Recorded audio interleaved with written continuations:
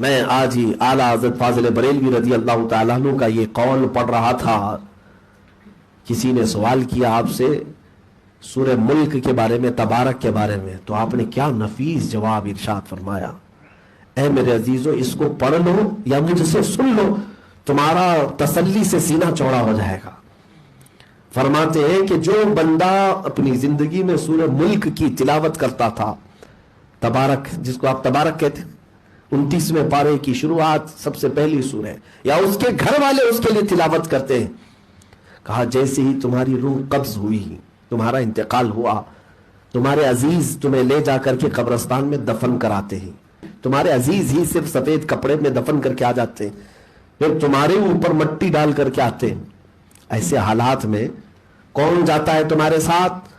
فرمایا گیا جیسے ہی تمہارے رشتہ دار قبرستان سے 40 قدم دور جاتے ہیں، عذاب کے فرشتے قبرستان میں قبر میں آتے ہیں، اور جیسے ہی وہ عذاب کے فرشتے آتے ہیں تو یہ سورہ ملک سامنے آ کر کے کھڑی ہو جاتی ہے اور کہتی ہے کہ میں اس کو عذاب دینے نہیں دوں گی.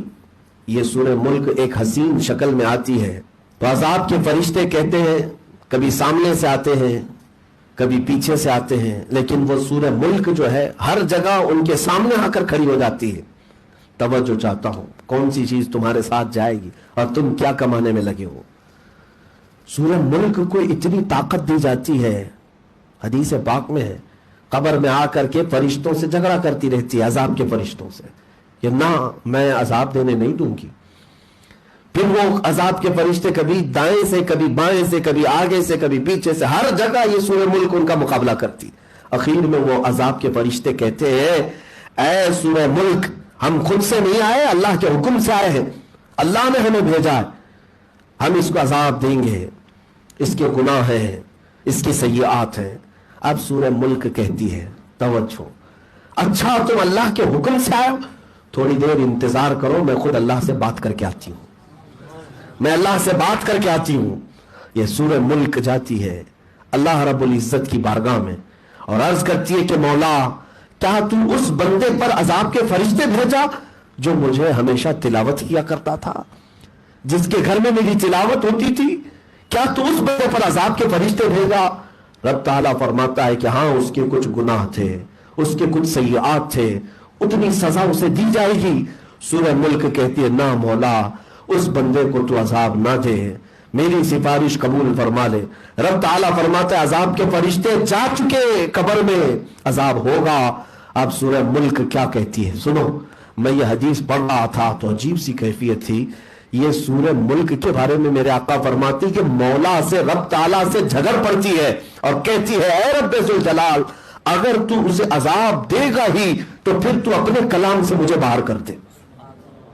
اللہ اکبر، اپنے کلام سے مجھے نکال دے، میں تیرا کلام ہوں یا نہیں.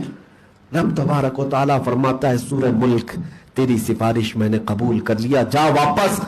اور عذاب کے فرشتے جا چکے اس کی قبر میں، اب تو روشنی لے جا. اب سنو اس کے بعد کی بات میں نے پڑھا تو میرا دل بھی ٹھنڈا ہوا. اے میرے عزیزوں، میرے سننے والوں، آج کے بعد سے اس کی پابندی رکھو. سورہ ملک اب آتی ہے، واپس آتی ہے. عذاب کے فرشتے ابھی قبر میں کھڑے ہیں، عذاب دے نہیں رہے میت کو، کیونکہ یہ کہہ کر گئی تھی میرے آنے تک رکنا. رب تعالیٰ سے بات کر کے، اجازت لے کر کے، سفارش کر کے واپس آئی. اور کیسے آتی ہے؟ اعلیٰ حضرت نے لکھا ہے حدیث کو، چادر لے کر آتی ہے اور ساتھ میں حسین پھولوں کا گلدستہ لے کر آتی ہے، خوشبوئیں لے کر آتی ہے جنت سے اس میت کے لیے، اور جلدی سے آ کر قبر میں تکیہ لگاتی ہے، اس کو بچھونا دیتی ہے، خوشبوؤں سے اسے سیراب کرتی ہے، اور اس کے بعد پوچھتی ہے اے میرے عزیز، کہیں میرے آنے میں دیر تو نہیں ہوئی؟ کہیں میرے آنے میں دیر تو نہیں ہوئی؟ یہ ہے سورہ ملک جو ہماری قبر میں بھی